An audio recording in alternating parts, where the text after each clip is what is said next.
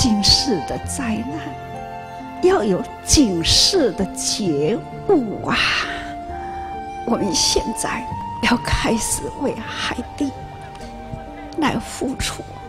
我们大家都要知道，我们都是生活在地球的，所以呢，不管是在大地的任何一个地方有了灾难，我们人人呢都要启动这一份的爱心，请大家呢真的要发挥这一份爱心。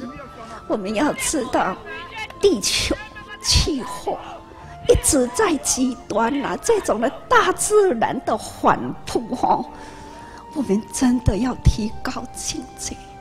有灾难的时刻，就是我们要造福的时刻。